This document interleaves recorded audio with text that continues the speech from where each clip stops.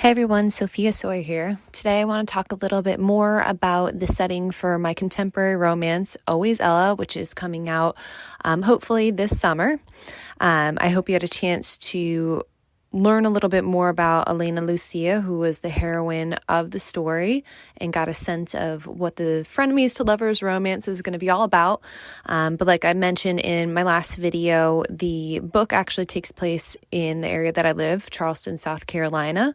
And I was pretty excited to write about it just because it had been a while since I've written about a place that actually existed. So if you've read any of my blogs or follow me on social media, there's been plenty of times where I've talked a little bit about settings for different books that I've written in the past. So, for example, Saving the Winchester Inn, which is my Christmas romance that's currently on submission with publishers.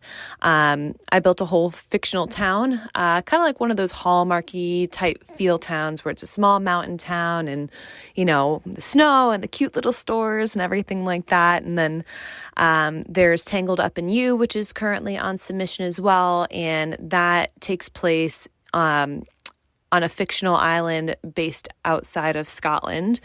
So that was fun, trying to build up a little town that reminded me of some of the pictures you'd see for the port for Isle of Skye.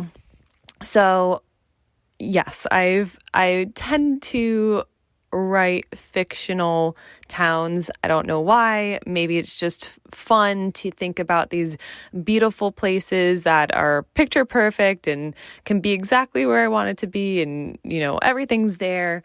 But it takes a lot of freaking time to build those things. You should see the maps and the history that you have to make up, and the, you know, economics and who lives there and how the weather is. And once again, it could be fun because, of course, I get to control every little detail. But when you're just eager to write a story and get that story out there, and you're really passionate about maybe the characters, like I was for Always Ella, the time it takes to build those things can be, you know, it could be really time consuming.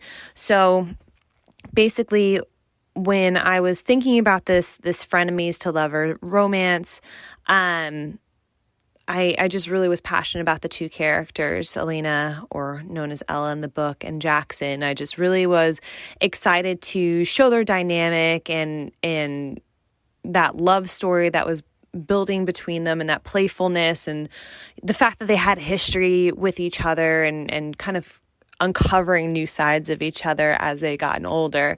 That just really stuck out to me, and I was just so excited about getting that out there that I didn't want to waste the time to build this whole world around it.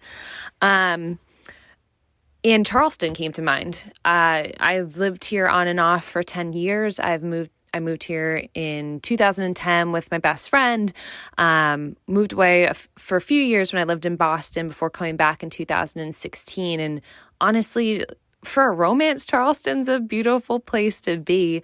If you've ever been here, if you've ever seen pictures or videos or anything, you walk down the peninsula on the southern side, especially down by the Battery, and you see Rainbow Row, and you can just wander through the streets and all the historic little houses and their porches and their window box flowers, and just everything is just so picturesque and beautiful and quaint and historic, which I really like. And even the restaurants and stuff that are scattered throughout downtown, even if they're newer and they're not historic homes, they still manage to keep a lot of the history in there. So maybe it's a matter of keeping the outside facade just looking, you know, like it fits in with the rest of the street and the historic look. Or maybe it's keeping those gas lanterns out there to welcome you and kind of like beacon you into the restaurant or the bar or the boutique or whatever it is. But there's just something really magical about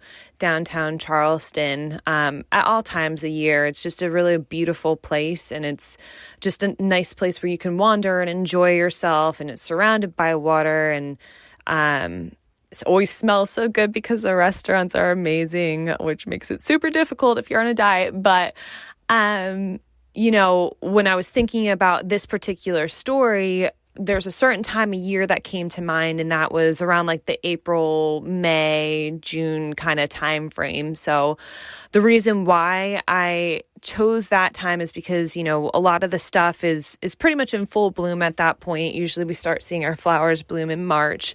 But there's one particular plant that I absolutely love that time of year, and it's the Confederate jasmine.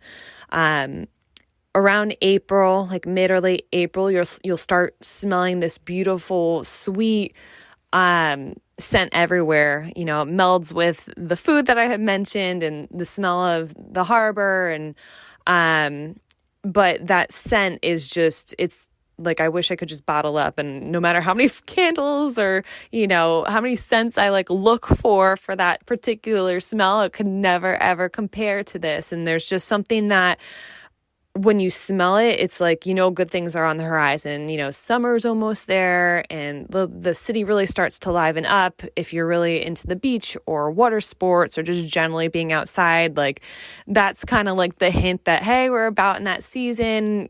Go sit on your patio, go have drinks, at the bar outside, go sit, down and swim in the water that's super warm and you won't freeze as soon as you walk into the ocean. So I thought that feeling was the perfect time for a romance. It's like these wonderful things are on the horizon, and that feeling of that warm air kind of just enveloping you, and just the freeness that kind of comes with that time of year.